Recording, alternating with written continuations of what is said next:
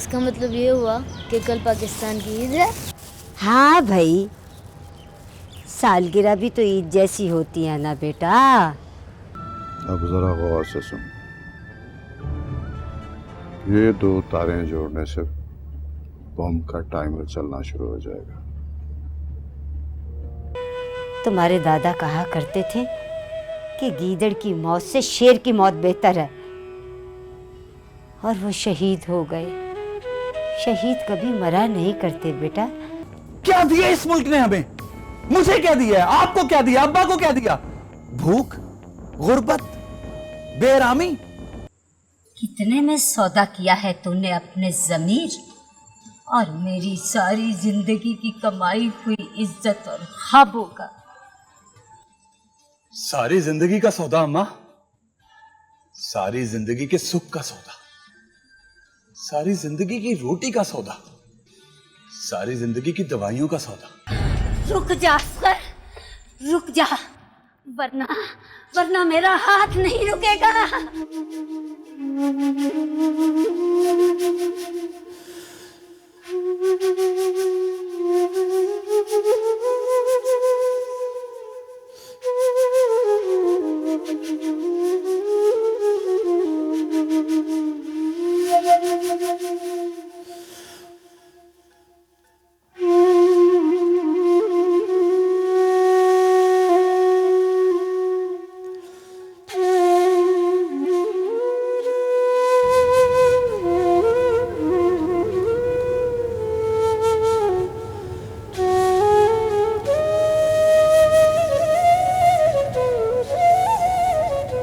आप फिर से यहाँ खड़ी सोचो में गुम है। कितनी मर्तबा कहा है अम्मा, खुद को इस तरह माजी के अंधेरों में मत रोंदा करे।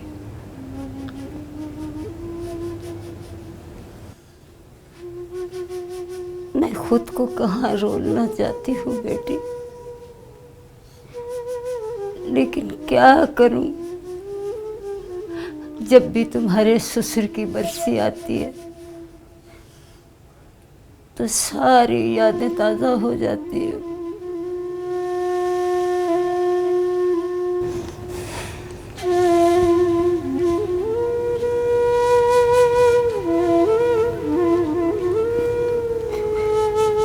अच्छा, आप ज्यादा परेशान ना हो। आपका बेटा आएगा तो आपके चेहरे पे परेशानी देख के 1000 सवाल करेगा। कल सुबह 10 बजे शहर के बड़े पार्क में मरकजी जलसा होगा। वहां स्टॉल नंबर 3 पर वो पूरा तुम्हारा इंतजार कर रहा होगा। स्टॉल को सजाने के लिए तुम्हारे पास परचम वाली झंडियां, लड़ियां और कुछ गुब्बारे होंगे। तो सारे सामान को मोटरसाइकिल पर इस तरह से फैलाना कि किसी को कोई शक ना हो।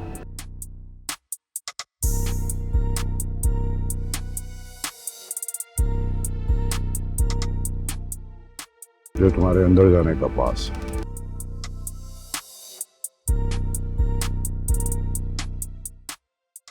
इसे पहले से गले में लटका कर रखना।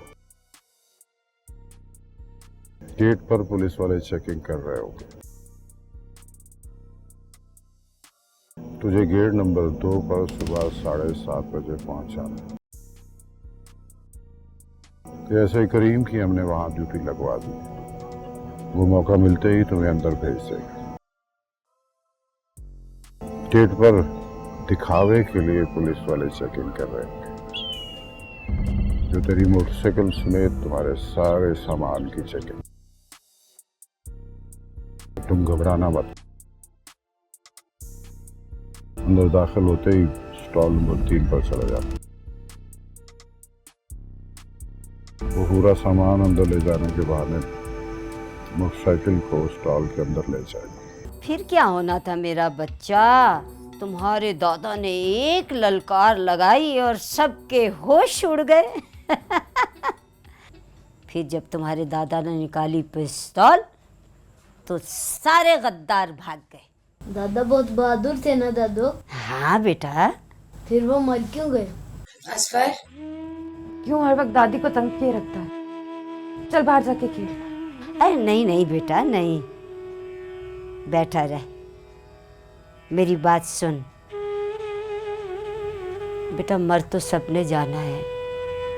तुम्हारे दादा कहा करते थे कि गीदड़ की मौत से शेर की मौत बेहतर है, और वो शहीद हो गए। शहीद कभी मरा नहीं करते बेटा, वो हमेशा जिंदा रहते हैं।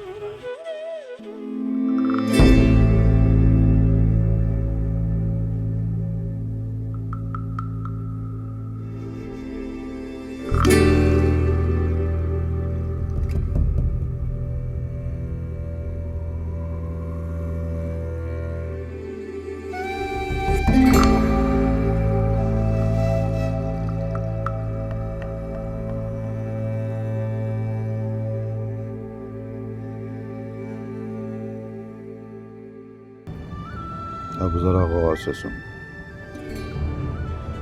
ये दो तारें जोड़ने से बम का टाइमर चलना शुरू हो जाएगा। तुम लोगों के पास वहां से निकलने के लिए 15 मिनट होगा। तुम ये तारें उस वक्त जोड़ना जब जलसा शुरू हो जाए। मोटरसाइकिल रात को तुम्हारे पास ही रहेगी। बहुत एहतियात की जरूरत है। जरा सी गलती भी तुम्हारा पूरा मोहल्ला उड़ा सकती है। इसमें इतना बारूद है, समझ गए ना? समझ गया।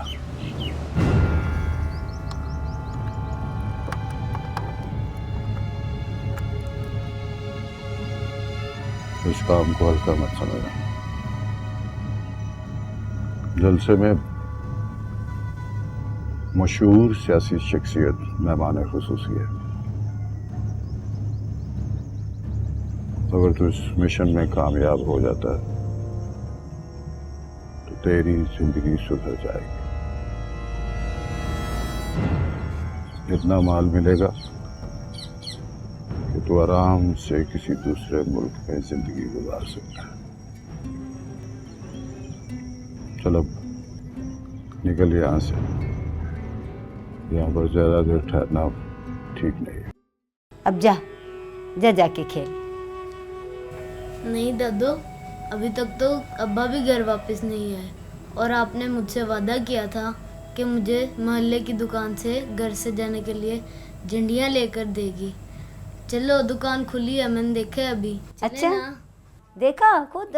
अरे अल्लाह, अच्छा अच्छा अच्छा, मेरा हाथ तो छोड़। चल चल, ओए होए होए होए, चल चल।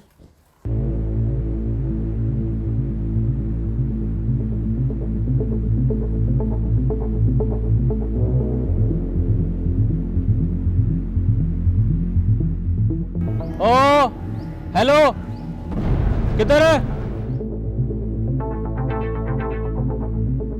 किधर रवाना है ये सवारियां? वो जी, मैं घर जा रहा था। और किधर धकेले लिए जा रहे हो? ये मोटरसाइकिल है किसका है? ये मेरे दोस्त का है। पेट्रोल खत्म हो गया था ना, तो दूर रहता है वो। उसने कहा आज की रात अपने घर खड़ी कर ले, सुबह ले जाएगा।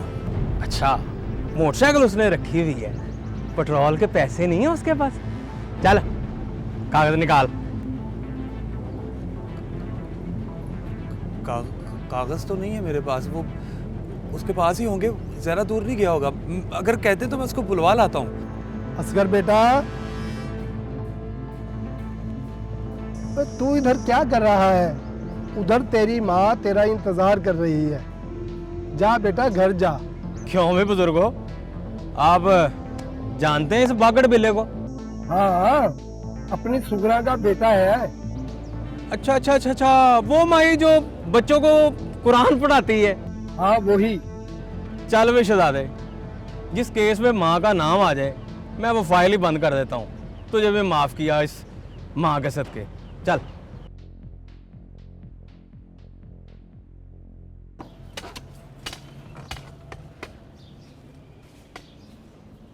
ए रुकैया बेटी, ए बस थोड़ा सा आराम भी कर ले मेरा बच्चा। अभी 24 घंटे नहीं हुए बुखार उतरे को और तूने फिर से घर का काम शुरू कर दिया। कल भी तो मैंने ही काम करना है ना अम्मा, बेहतर है आज ही खत्म कर दूँ। ऐ हयाती बर्बाद करके रख दी मैंने तेरी, असगर के साथ ब्याह करके। न जिंदगी भर सुकून मिला और न आराम। बस अम्मा,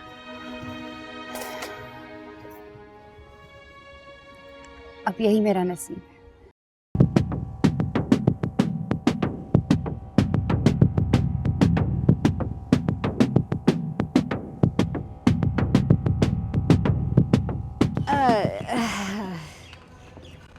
दादू, हाँ बेटा।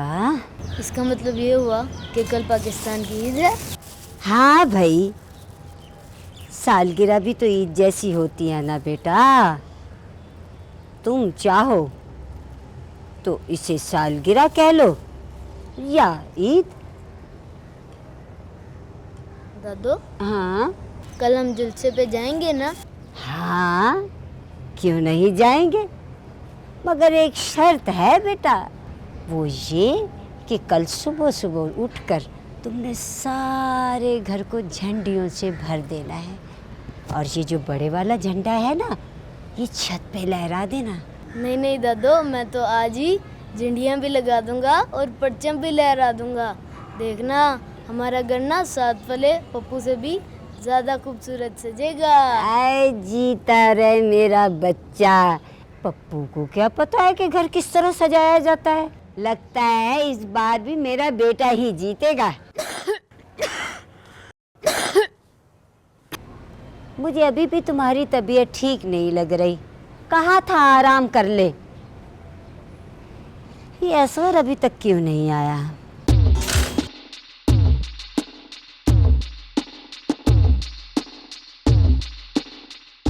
अरे वाह अब्बा, मोटरसाइकिल किसकी है? अम्मा देखो, अब्बा मोटरसाइकिल लाए हैं। ओए, ओए, हट पीछे। पराई चीज है, पराई चीज को हाथ नहीं लगाते। अगर कुछ हो गया तो नुकसान भरना पड़ेगा। ए, नुकसान का इतना ही डर था तो पराई चीज को लेकर क्यों आए इस घर में? माँ, दोस्त की है, वो घर के पास ही पेट्रोल खत्म हो गया था। शहर में इतने हंगामे हो रहे, सारे पेट्रोल पंप बंद हैं। सुबह पेट्रोल डलवा के वापस छोड़ा। रुकैया,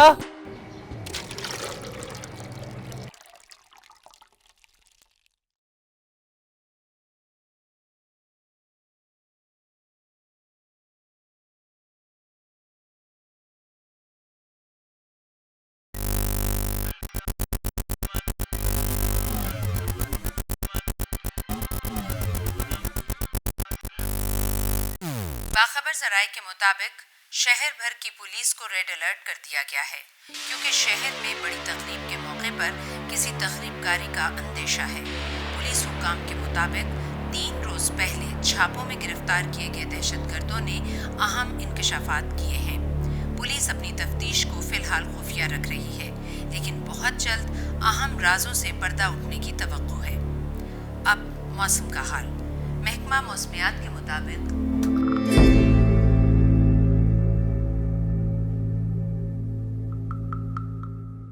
आग लगाई हुई है सारे मुल्क में इन कमबख्त दहशतगर्दों ने। दादू, हाँ बेटा।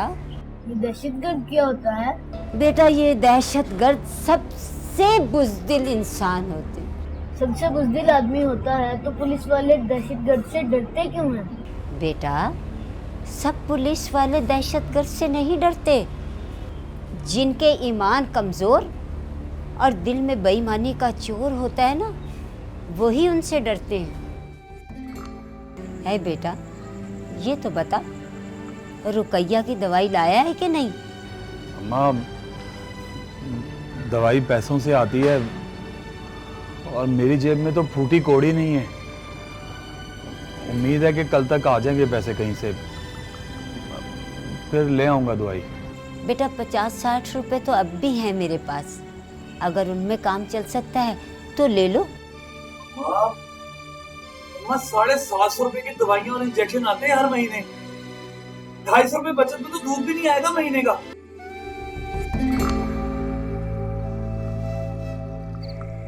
जल्दी करना,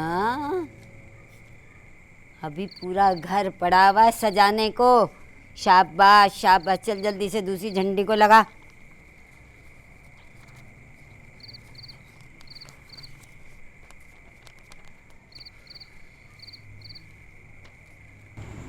दादो, हाँ, ये बिजली बार बार क्यों जाती है?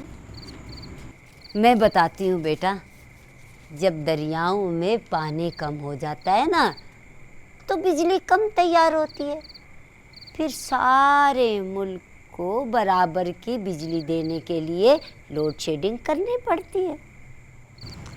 क्या हमारे मुल्क में ही लोड शेडिंग होती है?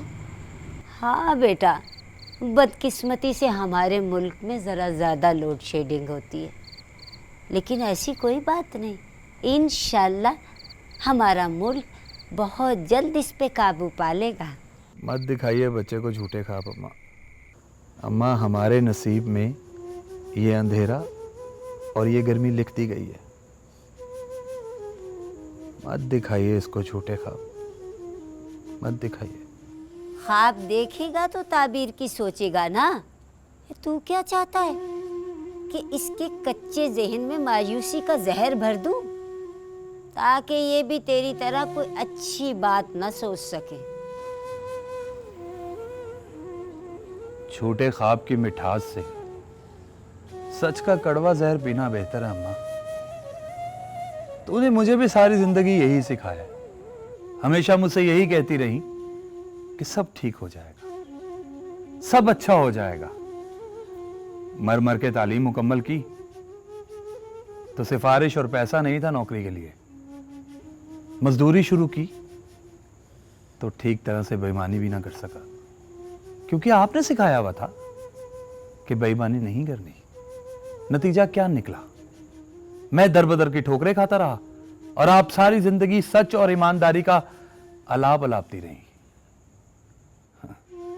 जबकि इस मुल्क में वही कामयाब हुआ जो झूठ और बेईमानी के गुर जानता है। झूठ, बेईमानी, रिश्वतखोर, जमीर फरोशों को इस मुल्क में अक्लमंद कहा जाता है, और यह भी कहा जाता है कि वक्त की दौड़ में वक्त के साथ साथ चल रहे हैं। अम्मा, वैसे अम्मा मान क्यों नहीं लेती आप कि आप और अब्बा इस दौड़ में पीछे रह गए? मेरा बाप एक नाकाम शख्स था जो सारी जिंदगी अपनी नाकामी तलाश करता रहा। तू क्या चाहता है कि तेरा बाप उन जमीर फरोश लोगों में शामिल हो जाता जिन्होंने मुल्क के क़याम के कुछ अरसे बाद ही जाली कलेम और हुंडी के जरिए बहुत सारी जायदादें हथिया ली, और उनकी नई नस्ल पैसे के बलबूते पर मुल्क की तकदीर बदलने को चली। हम दोनों मियाँ बीवी ने तो इज्जत और शराफत कमाई, क्या बुरा किया हमने? अम्मा, मुल्क मुल्क मुल्क क्या दिया इस मुल्क ने हमें? मुझे क्या दिया? आपको क्या दिया? अब्बा को क्या दिया? भूख, गुर्बत, बेरामी, कुछ भी तो नहीं दिया। थोड़ी सी इज्जत वो भी नहीं दे सका मुल्क। अम्मा, उधर गली में पुलिस वाले ने अब्बा को गिरेबान से पकड़ लिया था, सिर्फ इस वजह से कि अब्बा उनको 200 रुपए रिश्वत नहीं दे रहे थे। मैं बहुत छोटा था अम्मा, लेकिन मुझे आज भी सब याद है। चंद भटके हुए लोगों की हमाकत और जुर्म का इल्जाम तुम पूरे मुल्क को नहीं दे सकते बेटा। मैं मानती हूँ हमारा निजाम बुरी तरह टूट फूट का शिकार हो चुका है। हम मंजिल का सिरा खो चुके हैं। चंद लोग हैं जो हमें बहकाने की कोशिश में लगे हुए हैं, और इसका ये मतलब नहीं कि हम भटक कर उन्हीं की राह पर चल पड़े। अम्मा, कौन सी राह और कौन सी मंजिल? इस मुल्क में जोर और पैसे का राज है। जोर वाले को सलाम है, पैसे वाले को सलूट। आप जानती हैं अम्मा, गरीब मैकेनिक राशिद एम्बुलेंस के अंदर ही मर गया था। पता है क्यों? क्योंकि माल रोड पर एक वीआईपी मूवमेंट चल रही थी, और उस मूवमेंट की वजह से गरीबों मस्कीनों की राह रोक दी गई थी और वो बेचारा एम्बुलेंस के अंदर ही तड़प तड़प कर मर गया। जब उसको हॉस्पिटल से लाया जा रहा था तो अस्पताल वालों ने पैसे लिए उसकी लाश देने के, उसका पोस्टमार्टम ना करने की फीस ली है पुलिस वालों ने। उसकी बेचारी बीवी पर इतना जुल्म किया है कि जब वो घर वापस आई तो कफन के लिए उसके पास पैसे नहीं थे। खैराती कफन पहनाया गया और खैराती कब्रिस्तान में दफन किया गया। वीआईपी मूवमेंट जिंदाबाद।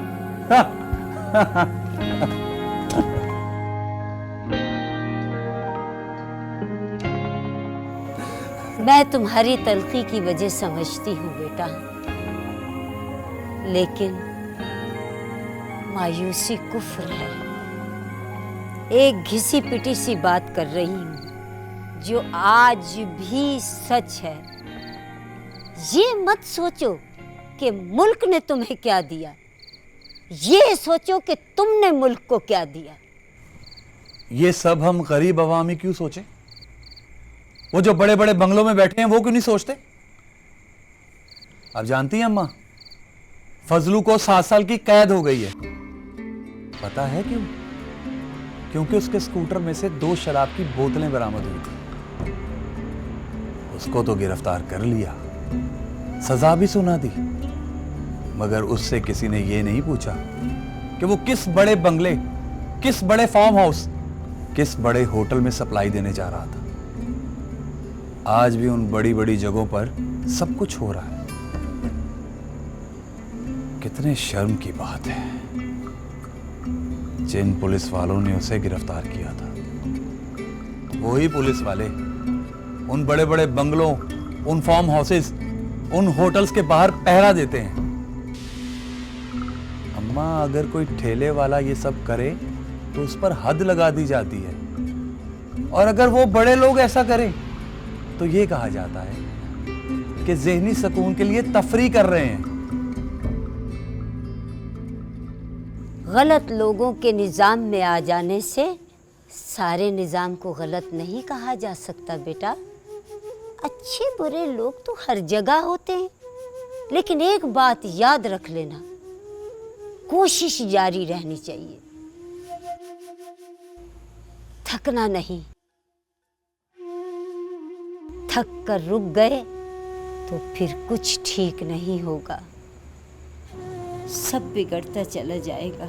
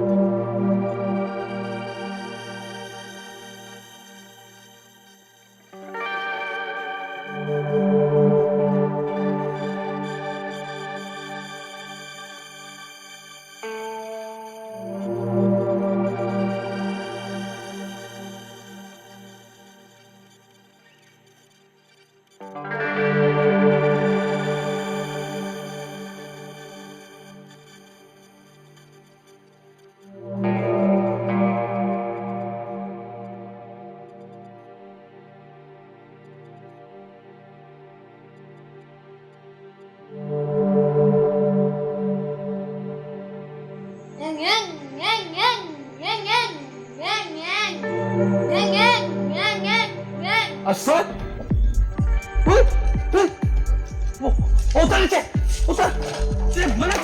मना किया था इसके करीब मत आई। अगर कुछ हो जाता तो? क्या हो गया है? बच्चा है, मन मचला तो बैठ गया होगा। मोटरसाइकिल घिस नहीं जाएगी आपको उसके बैठने से। जब मना किया है कि कोई इसके करीब नहीं आएगा तो फिर हाथ क्यों लगा रहा है? लेके जाओ इसको अंदर। चलो तुम। अगर कुछ हो जाता तो? हाय हाय बेटा, ऐसी कौन सी खास बात है इस मोटरसाइकिल में? नहीं अम्मा, ऐसी कोई बात नहीं है। ये चोरी की तो नहीं? असगर बेटा, मुझे ऐसे लगता है जैसे कोई बात छुपा रहे हो।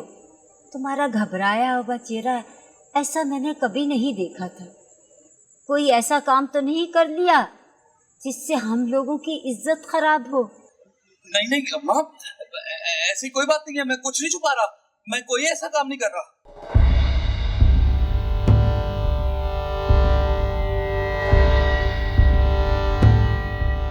नहीं अम्मा, कुछ नहीं है ये मैं। कितने में सौदा किया है तूने अपने ज़मीर और मेरी सारी जिंदगी की कमाई हुई इज्जत और ख्वाबों का। सारी जिंदगी का सौदा अम्मा, सारी जिंदगी के सुख का सौदा, सारी जिंदगी की रोटी का सौदा, सारी जिंदगी की दवाइयों का सौदा। अम्मा, अपने घर का सौदा कर लिया मैंने, अपने घर का। वो घर जिस घर में ना बिजली जाएगी ना गैस जाएगी। अम्मा, उसके नलकों में जो पानी आएगा वो सरकारी होगा। अम्मा, हमारा असफर स्कूल जाएगा तो बावर्दी ड्राइवरों के साथ, उन्हीं अमीरों के बच्चों की तरह। अम्मा, हमारे घर के बाहर पहरेदार होंगे। अम्मा, हमारी इज्जत होगी। मैंने इज्जत कमाने का सौदा कर लिया अम्मा। अम्मा, लोग हमें हकीर नहीं समझेंगे, हमारी इज्जत करेंगे। अम्मा, मैंने ये सौदा कर लिया है और ये पक्का सौदा कर लिया। अम्मा, ये तूने क्या कर डाला असगर बेटा? अरे चंद सिक्कों की खातिर अपने मुल्क का सौदा कर लिया तूने। ये तूने क्या कर डाला बेटा? कालक मल के रख दी तूने सारी जिंदगी की तरबियत पर। ये क्या कर डाला तूने? नहीं अम्मा, मैंने नहीं सुननी अब तेरी तकरीरें। अब मैंने सिर्फ अपने दिल की सुननी है। मुझसे मेरी खुशियां अब कोई नहीं छीन सकता। किस कीमत पर? मासूम लोगों की जानें लेकर, और वो भी उस मुबारक दिन पर जब हमारे वतन का जन्म हुआ था। अरे बेटा, तू क्यों नहीं समझता? ये दुश्मन की बहुत बड़ी चाल है। वो अंदर ही अंदर हमारी जड़ें खोखली कर रहा है, और मैं दुश्मन की चाल को कामयाब नहीं होने दूंगी। तेरे जरिए उसका ख्वाब पूरा कभी नहीं होने दूंगी, समझे तुम? नहीं सुननी मैंने तेरी जज्बाती तकरीरें, नहीं सुननी।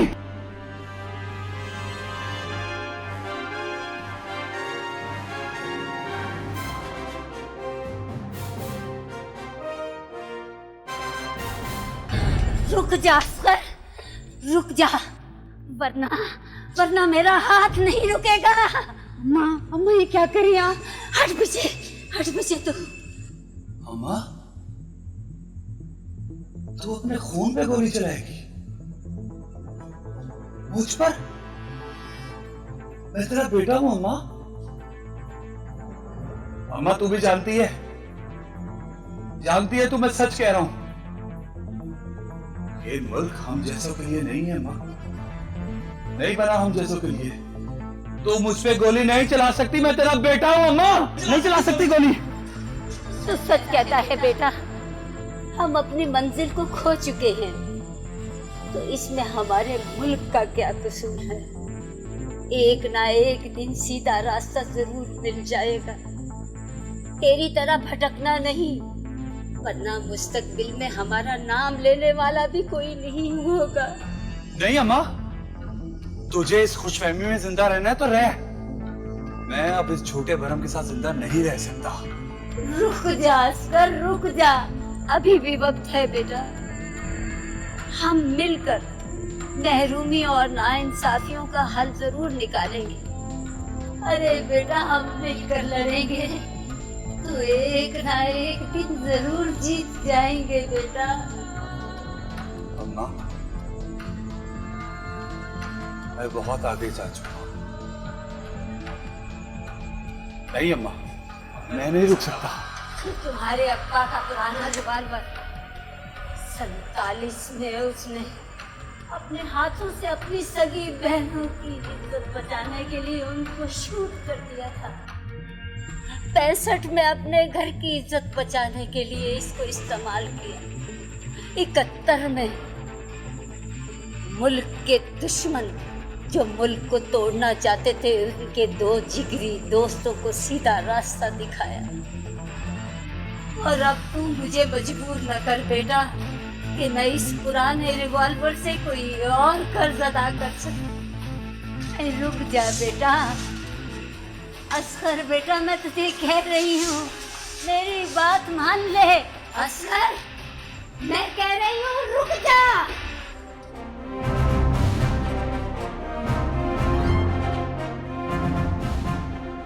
नहीं अम्मा, अब वापसी का कोई रास्ता नहीं।